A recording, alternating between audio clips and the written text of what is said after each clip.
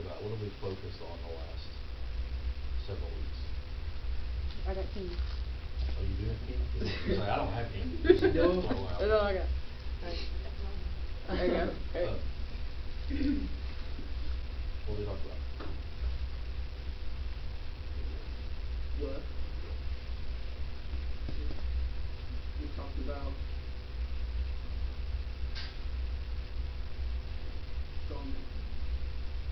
The gospel. One word. Disciples. Gospel. Jesus is alive. That's two. That's good. Where you came The whole purpose of this is for you all to understand what discipleship is and how to make disciples and what being a disciple looks like.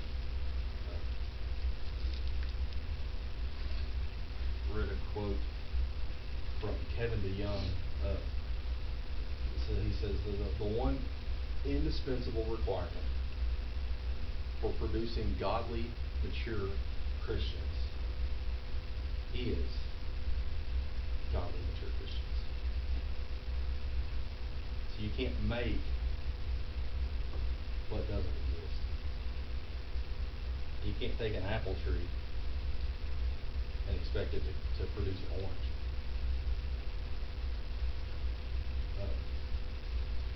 I want to look tonight at the difference between being Christian or a Christian and being a disciple.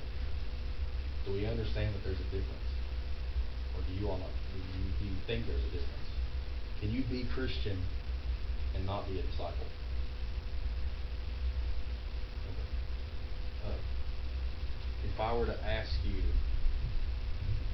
to give me one verse that sums up Christianity. One verse. John 3:16. Anybody else? What's it say? For God so loved the world that he gave his only begotten Son, that whosoever believes in him shall not perish but have everlasting life. Yeah. When we go to bring in new converts, I know Big A, that's the verse that he uses. When he's leading somebody to the Lord, that's the verse that he uses. Why is that the verse that we use? It sums it up. I mean, it's what Christianity's all about. What does it require of us? Belief. Yeah. Why does that not make a disciple? Because disciple is somebody who puts their faith to action. So do you believe it? We teach kids. We're coming out of Christmas. We teach kids to believe that a fat man comes down a chimney and delivers presents. It's not true. No, you're just saying you teach them and they believe in it. You know, we teach them at Easter that a bunny brings them a basket, or that when you lose a tooth, this magical fairy comes and takes your tooth out from under your pillow and leaves you $1, or apparently $5 for some people. Or a weed. I got 100. Are you for real? Yeah, That's it's been a gold I had tooth. a quarter. Gosh. But It's been a while. we teach people to believe in all kinds of things, and believing is the easy part. Right? It's just weird that you teach kids not to believe in Jesus. And What does it require but yet of you to believe? Nothing. Just that you believe.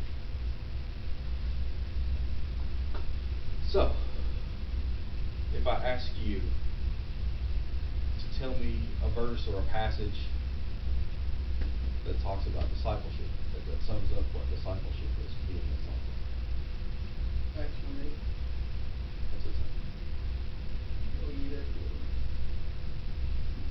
Be disciples of all nations. Judea, Samaria. Jerusalem, and the earth. Something else. What else? Anything else? Baptizing them. No, I'm just kidding. any other words? What I wrote down was Luke 9:23-27. says, the heading at the top of it says, the true cost of discipleship. We'll look at a couple of different passages of Scripture. If you want to turn, you can turn. If not, you don't have to. What is it, Luke 9? Luke 9, starting in verse 23.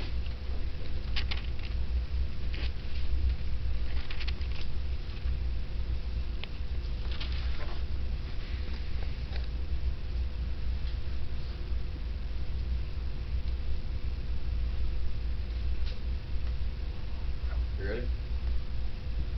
Then he said to them all, if anyone desires to come after me, let him deny himself and take up his cross daily and follow me. For whoever desires to save his life will lose it, but whoever loses his life for my sake will save it. For what profit is it to a man if he gains the whole world and is himself destroyed or lost? For whomever is ashamed of me and my words, of him the Son of Man will be ashamed when he comes into his own glory and his Father's of the holy angels. The first two, 23 and 24. Then he said to them all, if anyone desires to come after me, let him deny himself and take up his cross daily and follow me. That's discipleship, or what it means to be a disciple. That you're willing to pick up all your crap and take a little bit of accountability on yourself and follow where he's going.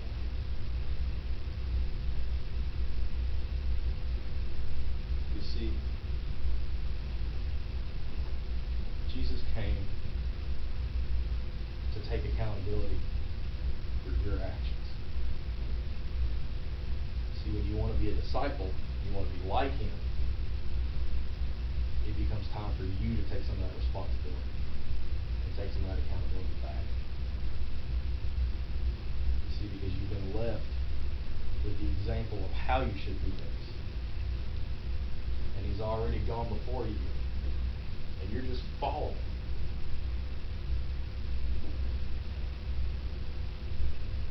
No. We don't do a good job of that.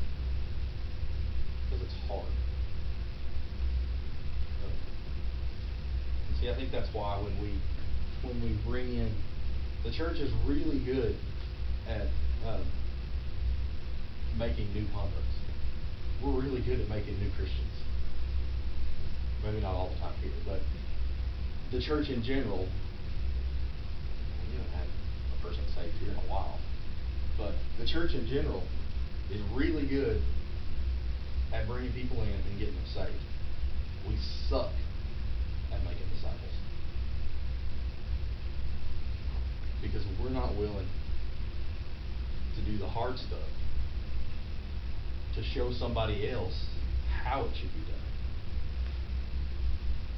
You see, if you don't have disciples, you can't make disciples. You can't expect an apple tree to produce an orange. We flip on over in Luke 9 and get to verse 57, and it continues. The true cost of discipleship. Now it happened as they journeyed on the road that someone said to him, Lord, I will follow you wherever you go. And Jesus said to him, foxes have all holes and birds of the air have nests, but the Son of Man has nowhere to lay his head. It's not sugar-coated, is it? He just tells it.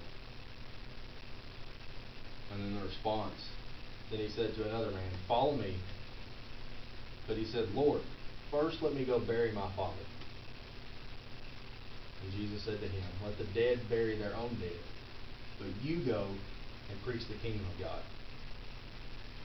And another also said, Lord, I will follow you, but first let me go and bid them farewell who are at my house. But Jesus said to him, no one, having put his hand to the plow and looking back, is fit for the kingdom of God. So, we get saved, and we're so eager, we're going to run to a wall for Jesus. Right? You guys remember back to when you were saved? And how you felt?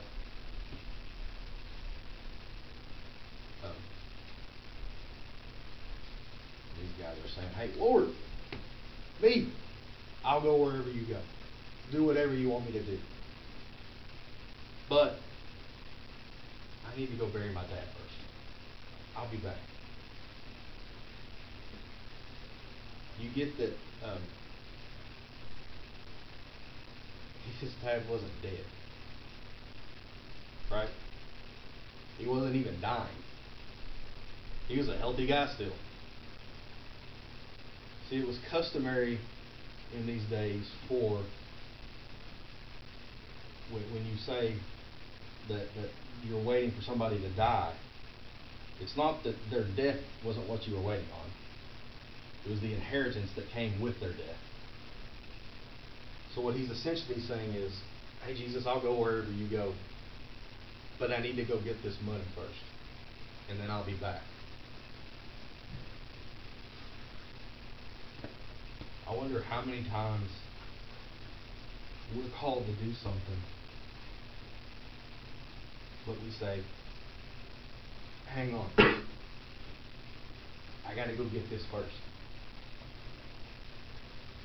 And when we return back, that opportunity's passed. See, we're afraid that we're going to miss out on something back here if we don't go back and grab it while it's there. The other guy says, "Hey, I'll follow you wherever you go, but let me go tell my family bye. Let me go bid farewell to those at my house." And Jesus says to him, "No one, having put his hands to the plow and looking back, is fit for the kingdom of God." So you look at the first guy who says, "Hey, let me go bury my dad. Let me go wait on this inheritance that I've got coming my way. I've got this fortune that's going to be mine when he dies. Let me go get that, and we'll have some money to do ministry with. We'll be able to do all kinds of cool stuff." And then the next guy says, "Well, let me go tell my family bye." And Jesus rebukes him and tells him that if you're willing to do this, and you're looking back at what could have been, or what you left behind, you're not fit for the work that you've been called to do. See, discipleship is hard, or being a disciple is hard, because it requires us to give up some things that we might like to have. It requires us to be willing to step out from the things that we want to do and do something for somebody else.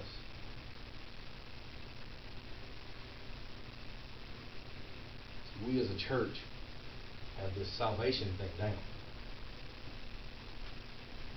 If you believe. But we leave out the part where Jesus says, "Take up your cross. Let's go."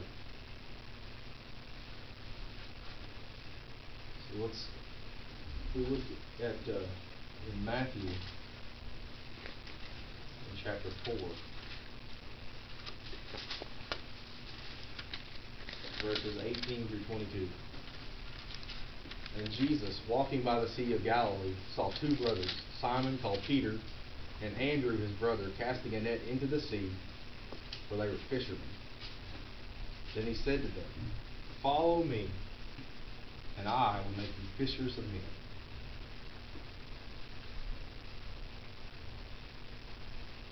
And then they do something that we're oftentimes not willing to do.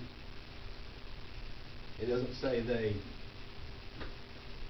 said, 'Okay, let us finish this first. Okay, we got to do this first.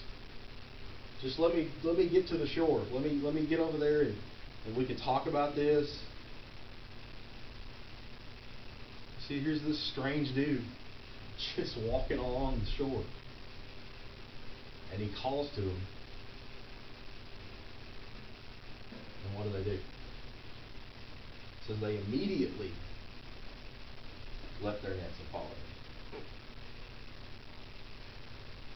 So, the thing that they did for a living, that this is how they made their money. They're not saying, hey, let me go feed my family first. Let me go do this. They dropped their nets and were gone. Going on from there, he saw two other brothers, James the son of Zebedee and John his brother, in a boat with Zebedee their father, mending their nets. And he called them, and what's it say? Immediately, they left their boat and their father and followed him.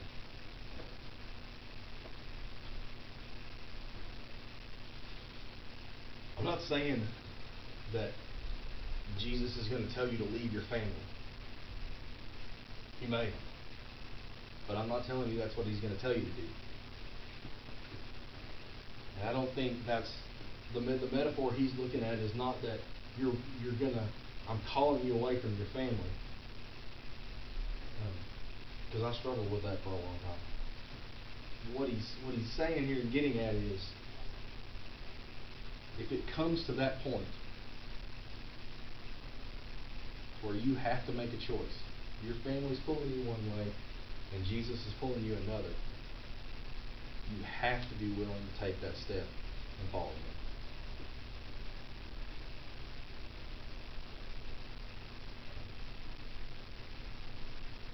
Immediately.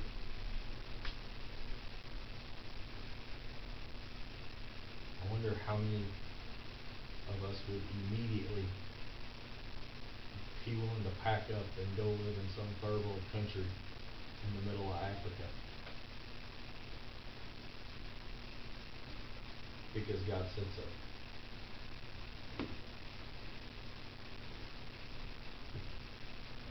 Immediately. They left what made them their money, how they provided for their families, how they provided for themselves, and followed him.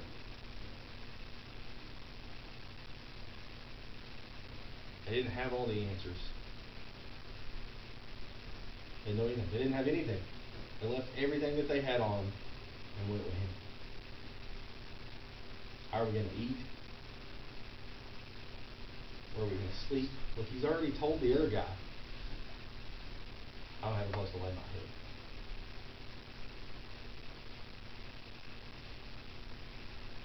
How are we going to get where we're going?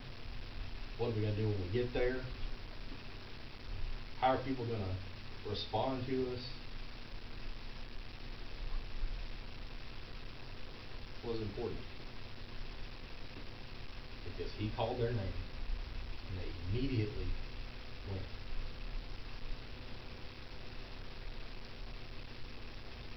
So,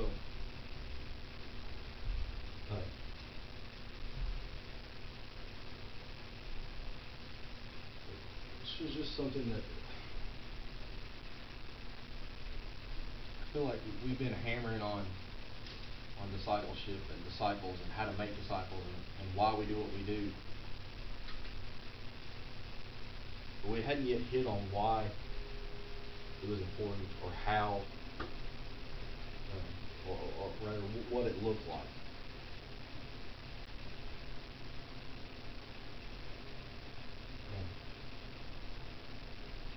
And Jesus calls 12 men, and they all immediately went where he called them to go.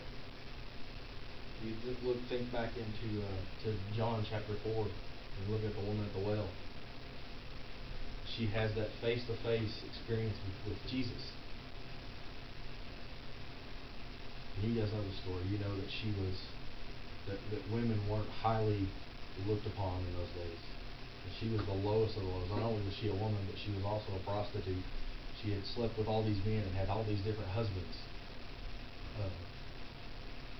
And she encounters Jesus at a well. And she leaves her bucket or whatever you want to call it that she draws well with. That's probably MacArthur says that that's the most valuable thing that she owns. That's how she gets water every day, and she leaves it to go tell a bunch of people who spit at her, look at her strange, call her names, talk down upon her, talk bad about her to everybody. She leaves the thing that's most valuable to her to go tell them about the guy she just met, because it's that important. He's that important.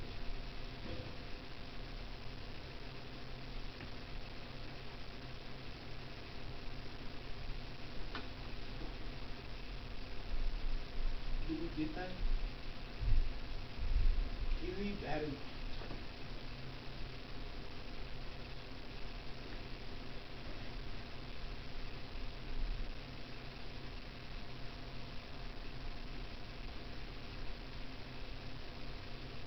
do we, or are we willing, I'm not asking you to, are you willing to leave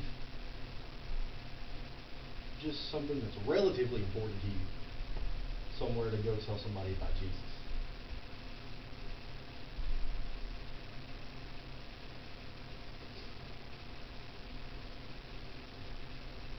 See, we're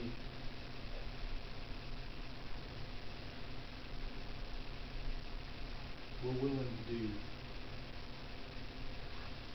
almost anything to avoid having a conversation that we need to have at times with people. If I just live it out in front of them, they'll see it and understand. Maybe they won't. If I obey what he tells me to do, they'll understand. They'll see it. They'll understand. Maybe they won't.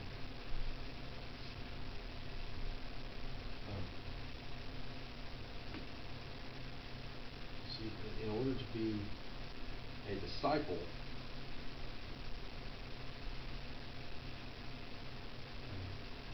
or we call ourselves Christians, and the meaning of the name is we're supposed to be like Christ, little Christ. Somehow, the like part has started to blur over the years. And that's how we get into this thing where you can be a Christian but not a disciple of Christ. It's true. That's how it is now. But is that how it's supposed to be? If you're a Christian, you're supposed to be like Christ. If you're a disciple, you're supposed to do the things Christ did. They should be one and the same, but we've twisted it to where you have to be a disciple in order to be the one following Jesus. If you're a Christian, you kind of only do what's necessary, what's the minimal amount in order to fit in.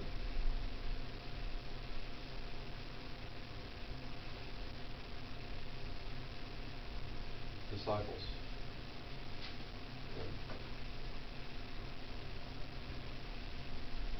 Follow Christ, follow in his steps, do what he did, be like he was.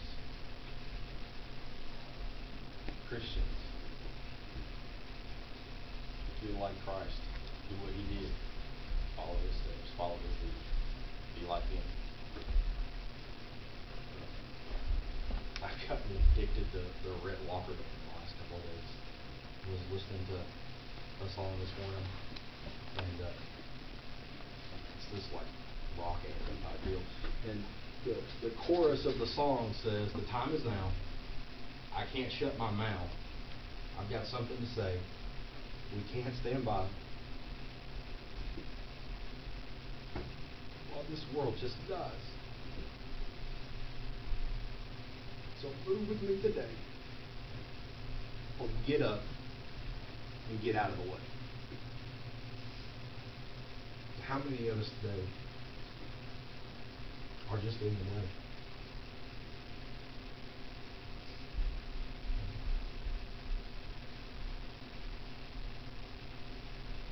do something, but we're just in the way. So tonight, I think we've got a choice. I don't want to leave without giving you guys a chance to have your time with the Lord tonight. I don't know where you are. You know. He knows.